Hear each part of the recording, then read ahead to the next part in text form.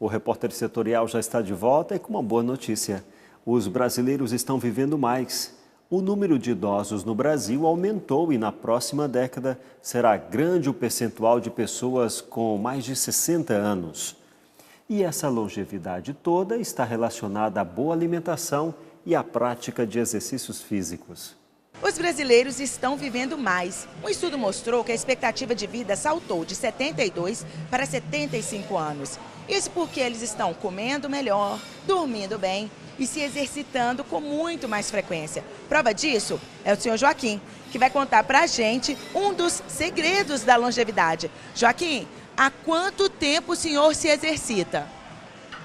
Há quanto tempo?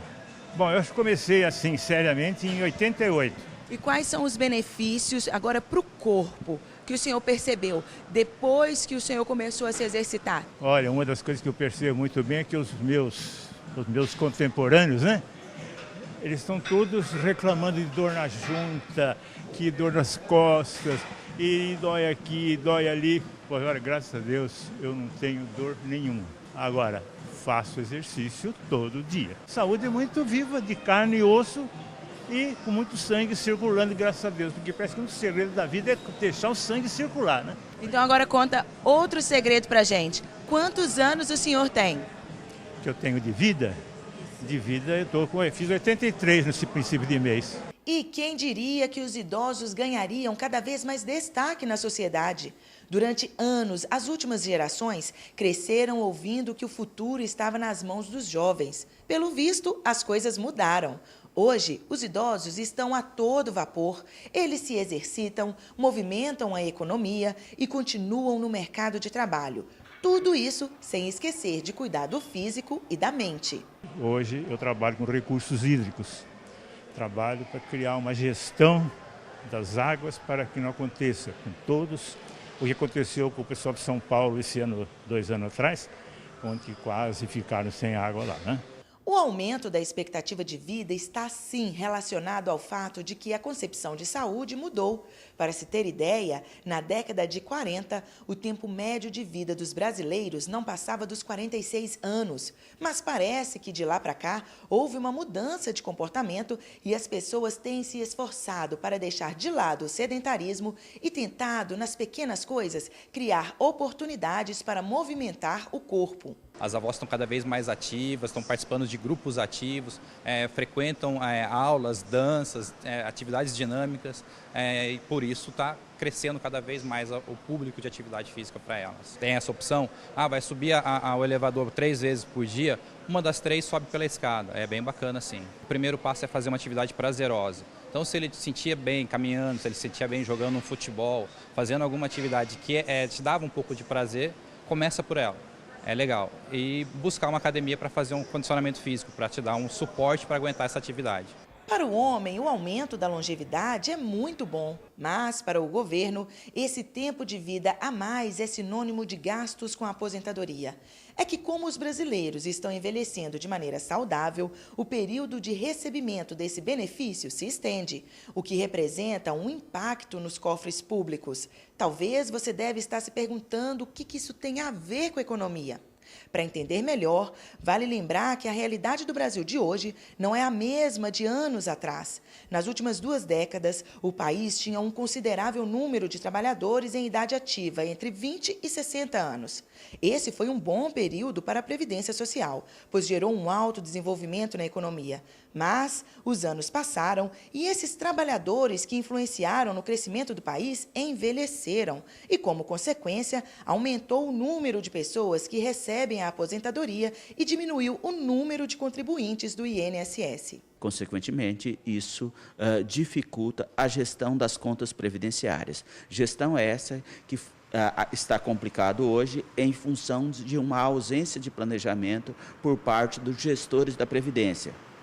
Porque há 40 anos atrás no Brasil, isso era muito claro dessa transição demográfica. Ou seja, as mulheres brasileiras na década de 60 tinham em média de 5 a 6 filhos. E as mulheres de hoje têm em média de 1 a 2 filhos. 1,7, que é a média geral.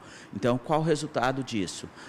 Os gestores públicos deveriam ter planejado, nesse momento de queda na taxa de natalidade, uma política previdenciária daqueles que estavam entrando no sistema previdenciário, por exemplo, na década de 60, 70, 80, 90, até os dias atuais. O fato é que, ultimamente, têm sido constantes os noticiários a respeito de uma reforma na Previdência. Ou seja, com o aumento da expectativa de vida dos brasileiros, o governo discute a ideia de prolongar o tempo de trabalho do contribuinte, na expectativa de amenizar gastos considerados extras com as contas previdenciárias. O objetivo do governo com a proposta de reforma previdenciária é uma reforma muito abrupta, não respeitando os direitos adquiridos desses trabalhadores. Então, o governo atual, sob a liderança do Ministério da Economia, tem colocado que expectativa de direito é diferente de direito adquirido. O que significa isso? As pessoas que entraram no sistema previdenciário há cerca de 10, 20 anos atrás, não têm os seus direitos respeitados, já que o governo entende isso como expectativa de direito só. Muda a regra no meio do jogo. Isso é muito ruim para aqueles que fizeram o planejamento. E a argumentação do governo é que não tem dinheiro para pagar esse número de aposentados que tende a crescer. Só que o problema é que o próprio governo que errou no projeto de planejamento, pensando nesse envelhecimento da população. E você se lembra do seu Francisco, aquele do início da reportagem?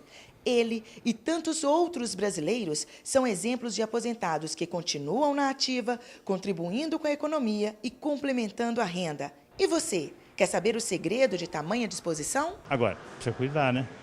Senão não adianta nada também um bom DNA se você arrebenta tudo com bobagens durante a vida, né?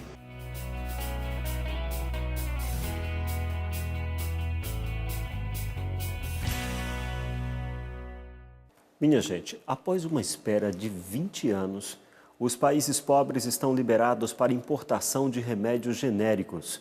Com a mudança, o Brasil poderá aumentar a produção desses medicamentos e se tornar um dos grandes exportadores. Essa medida pode significar queda nos preços dos remédios, além da geração de empregos. A medida implicará na pressão da redução de valores no mercado dos medicamentos, o que pode significar uma queda no custo dos remédios e a abertura para a produção nacional da exportação de genéricos. Abertura essa que deve acontecer principalmente na África e América Latina.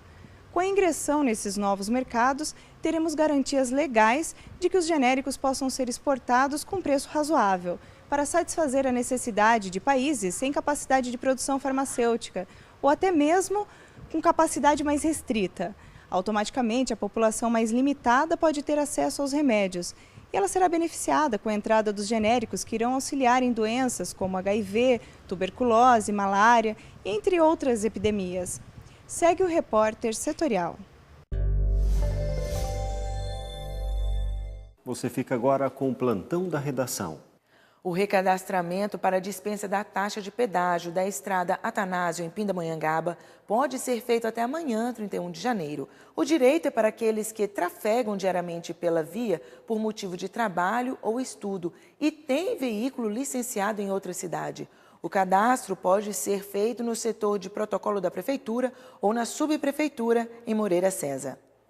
O ministro da Indústria, Comércio Exterior e Serviços, Marcos Pereira, esteve em Taubaté para a primeira reunião do CODIVAP e comentou sobre perspectivas para o futuro do Vale do Paraíba. Acompanhe.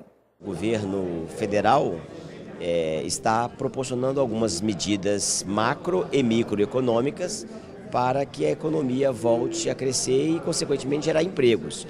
A grande dificuldade é que a economia não reage de forma muito rápida. Quando nós aprovamos no ano passado, no final do ano passado, uma medida que coloca um teto nos gastos públicos, isso faz com que haja uma estabilidade e começa a haver agora um decréscimo no déficit público, por exemplo. Quando nós aprovamos medidas microeconômicas de desburocratização, redução dos juros, redução da inflação. A inflação hoje já está nos patamares aceitáveis.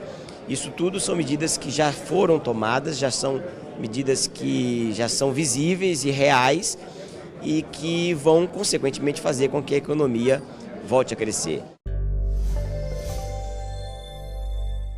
Tesouro Direto é uma oportunidade criada pelo governo para pessoas que não têm muito dinheiro, mas procuram algum tipo de investimento a médio e longo prazo. Ele permite que pessoas físicas comprem títulos públicos sem a necessidade de aplicar investimentos. E pela primeira vez, o total de títulos em mercado do Tesouro Direto alcançou a marca dos 41 bilhões de reais, com 187 mil operações realizadas só no final de 2016. O volume de recursos aplicados no Tesouro Direto ultrapassou os 40 bilhões de reais no mês de dezembro. É a primeira vez na história que é registrado um volume tão alto. De acordo com o balanço divulgado hoje pela Secretaria do Tesouro Nacional, o total de aplicações cresceu 60,5% na comparação com dezembro de 2015. Papéis que seguem a variação da inflação são os preferidos. Os títulos remunerados por índices de preços respondem por 62%. E em seguida, aparecem os papéis atrelados à taxa Selic e os títulos de valor prefixado. Em dezembro, foram realizadas 187 mil operações de investimento no Tesouro Direto. O valor médio por operação foi de pouco mais de R$ 9 mil. O Tesouro Direto foi criado em 2002 e é um programa que permite que pessoas físicas comprem títulos públicos pela internet, via banco ou corretora, sem a necessidade de aplicar em um fundo de investimentos. O Tesouro Direto pode ser uma boa opção para quem não tem muito dinheiro, mas procura um investimento de médio e longo prazos. Quem investe em títulos públicos basicamente empresta dinheiro para o governo e, em troca, recebe juros. O Repórter Setorial faz um breve intervalo e no próximo bloco você vai conhecer uma ONG que defende a causa dos animais. É o projeto Clube Amigo Vira-Lata. Já já.